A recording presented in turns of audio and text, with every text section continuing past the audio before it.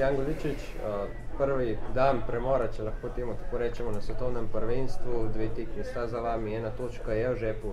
Je to tisto, kar ste si želeli, ali je nekaj grenkega priokusa?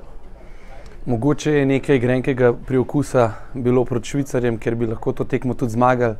V podaljšku se mi zdi, da smo bili boljši nasprotnik, da smo imeli svoje priložnosti in da bi lahko tudi zmagali to tekmo.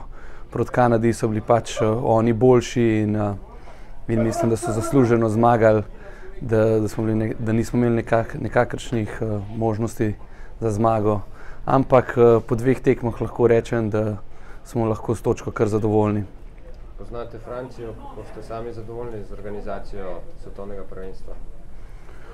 Mislim, da je vse ok, da vse štima, stvari so dobro urejene, nič nam ne manjka, lahko se skoncentriramo samo na hokej.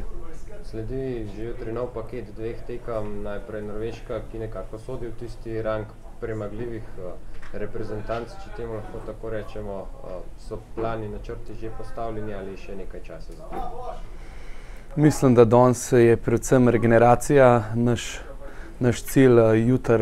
Jutri se bomo pa bolj skoncentrirali na Norvežane. Mislim, da so premagljivi, da imajo svoje šibke točke, da so približno iste kvalitete kot mi in da moramo jih probati presenetiti in doseči prvo zmago. So vas do zdaj morda presenetili zmago nad Francozi že oni?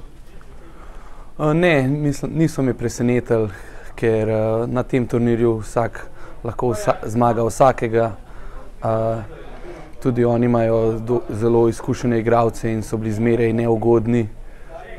Tako da vemo, kdo so, kako igrati proti njim in moramo samo še to pokazati.